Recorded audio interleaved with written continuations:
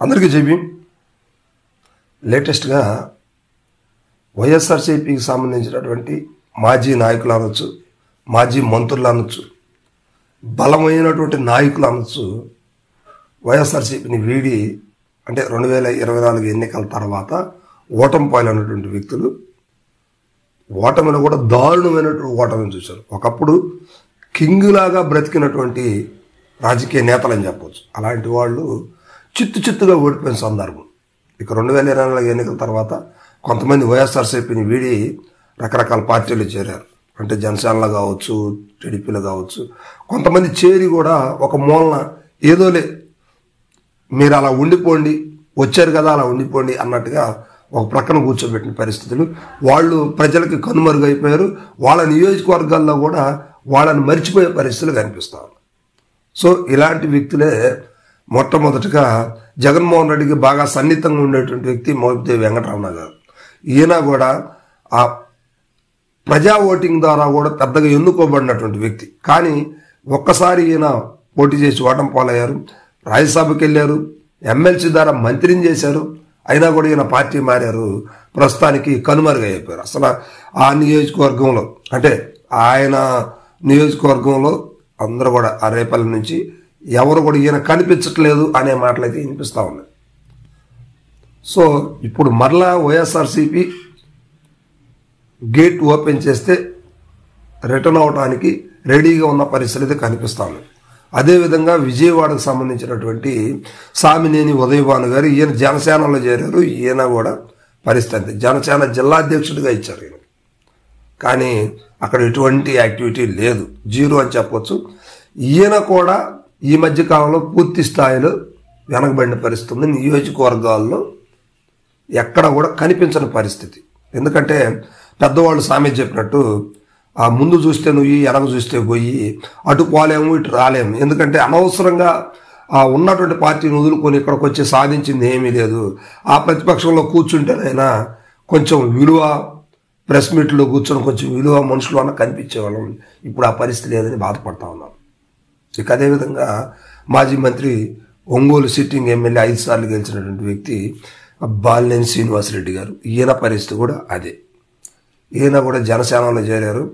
ఇదిగో పదవన్నారు, అదిగో పదవన్నారు, ఏమీ లేదు. ప్రస్తుతానికి ఆయన కూడా ఆ ఒంగోలు నియోజకవర్గంలో యాక్టివిటీ జీరో. అంటే వాసు గారి వర్గం అంటే వైసీపీ వర్గమే కదా. ఆయన ప్రత్యేకమైనటువంటి క్యాడర్తో ప్రత్యేకంగా ఉండేటువంటి వర్గం అనేది కొంత ఉండొచ్చు. కానీ పవర్ లేకుండా ఎలాంటి వర్గమైనా కూడా ఎటో ఒక సైడ్కి చేరిపోవాల్సింది. ప్రస్తుత రాజకీయాలకున్న పరిస్థితులు అవి. ఇలాంటప్పుడు బాలినేని వాసు గారి పరిస్థితి కూడా అదే. కాకపోతే ఆయనైతే బయటికి చెప్పట్లేదు, కానీ పార్టీ మారే ఆలోచనలో ఖచ్చితంగా ఉండేది. ఎందుకంటే ఆయన జనసేనలో ఉంటే ఆయనకి ఏమీ కుదిరే పరిస్థితి లేదు, అక్కడేం పదవులు ఇవ్వరు. నెక్స్ట్ జనసేన పరిస్థితి ఏంటనేది క్వశ్చన్ మార్కే. ఎందుకంటే కూటమిలో కలిసి ఉంటుందా, ఇండిపెండెంట్గా పోటీ చేస్తుందా అనేది అర్థం కాని ప్రశ్న. అలాంటప్పుడు పై స్థాయిలోనే డిసైడ్ కానప్పుడు ఇక్కడ కింది స్థాయిలో ఎలా డిసైడ్ అవుతారు? సో ఈయన కూడా వైఎస్ఆర్సీపీలోకి వచ్చే ఆలోచనలో ఉన్నారు, కానీ బహిరంగ ఇది ఎక్కడ చెప్పలేదు. కానీ ఒకే కుటుంబ సభ్యులు, వాళ్ళందరూ రక్త బంధువులు కాబట్టి ఖచ్చితంగా కలవడానికి అవకాశం ఉంటుంది. సో ఇక అదేవిధంగా అవంతి శ్రీనివాస్ గారు, ఈయన కూడా జగన్మోహన్ రెడ్డి గారికి చాలా దగ్గరకు ఉన్నారు, చాలా కీలకమైనటువంటి నేత. కానీ నియోజకవర్గాల్లో ఆయన కూడా మర్చిపోయిన పరిస్థితి కనిపిస్తాం. ఎందుకంటే పార్టీని అయితే వీడారు కానీ అవతలకి వెళ్ళారు, కానీ అక్కడ కనిపించట్లేదు. ఎందుకంటే అక్కడ కూడా ఫస్ట్ నుంచి పార్టీకి సేవలు అందించిన వాళ్ళు, గొప్ప నాయకులు ఉంటారు. అలాంటి వాళ్ళని వదిలిపెట్టి కొత్తగా పార్టీలు చేరినటువంటి వాళ్ళకి కీలక బాధ్యతలు అప్పచెప్పరు కదా. సో ఈ పరిస్థితి ఇట్లాంటి ఇంకా కొంతమంది నాయకులు ఉన్నారు. వీళ్ళందరూ కూడా ఏంటంటే గేటు ఓపెన్ చేస్తే వచ్చేయాలని ఆలోచనలో ఉన్నారనే వార్తలు అయితే వినిపిస్తా ఉన్నాయి. ఎందుకంటే ఇది ఖచ్చితంగా కూడా జరగవచ్చు. ఎందుకంటే అవతల అక్కడ ఎటువంటి యాక్టివిటీ లేనప్పుడు ఖచ్చితంగా రావాల్సిన అవసరం ఉంది కదా.